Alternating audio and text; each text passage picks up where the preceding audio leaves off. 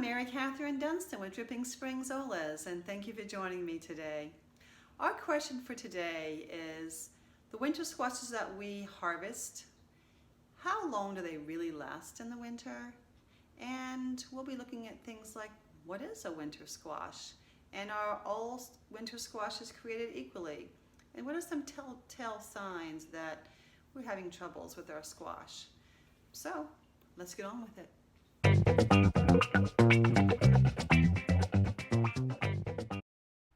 Before we start talking about the squash storage, let me talk a few minutes about the garden that the squash came from.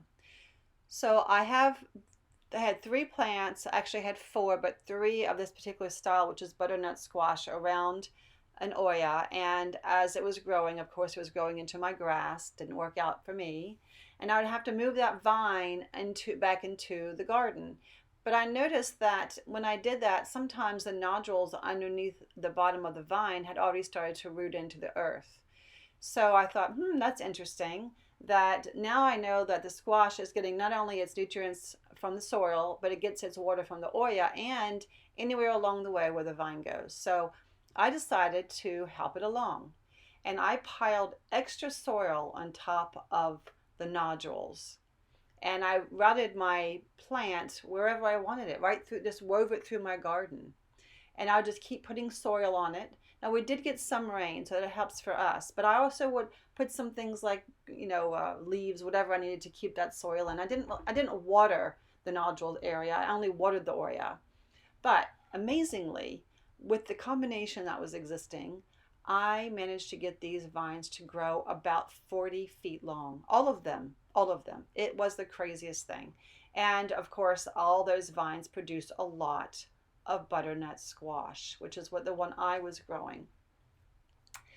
It was a lot of squash. So of course I ate it and I canned it and I froze it and I gave it to neighbors and I gave it to family and still had maybe 30 left over. I probably had 50 or 60 or 70. I had a ton of it. I gave some to the chickens too. And so I decided to store it, of course, and I do have a basement, so that helps. And I did some research on it and did a little video on it. So let's see what it has to say.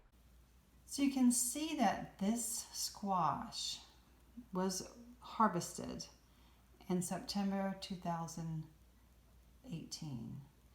It is now November 2019.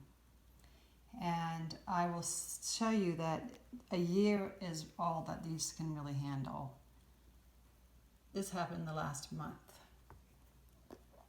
Inside, I think if you were, starving to death, you could eat that. May not be my first choice, but doesn't look bad. Let me smell it. Smells fine. So it'll probably be edible, although I'm not going to eat it.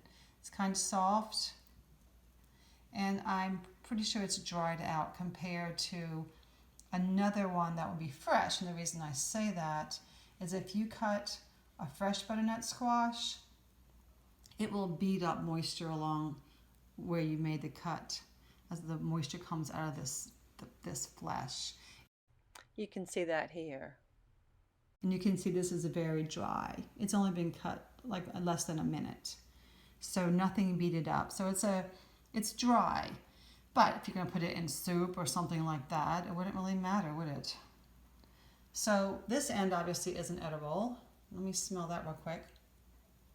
Yep, okay, that smells bad. So if you don't have a good sniffer, it may not be a good test for you, but color is another good one. Look at that. It's mushy, grody, icky, soft. That's not color, I know, but that's color, that's texture. That's 2 good clues if you don't have a good sniffer. And then we get to this harder piece. And this has a little bit of mold in it, obviously. And this isn't exactly mold. It's dark looking, but it's not really mold. And these seeds, sometimes they sprout. These seeds have not sprouted, but they're pretty dry. They're not really soft. I mean, there's some of them still have a little bit of a, rise to them. But some of the other ones are flat. So there's nothing in them. They've dried up. not viable. These could still be viable, I don't know. It's not what I would choose for next year if I didn't have to. So, the interesting thing is butternut squash held in a basement for over a year. And the ticket is to make sure it has a stem on it. If it does not have a stem, it won't last more than 2 or 3 months. And this obviously had a stem on it, but it does still have its limitations. But I think it's a pretty neat experiment to show that you really can store food for a long time if you know what ones to choose. And this is obviously a winter squash because the winter squashes are stored over the winter, and that happens because the skin is so thick. You can even see it. Where other squashes that are thin skin won't last. And if you ever have to peel this sucker, like this big guy, that gives you an upper body workout. You know just what I'm talking about.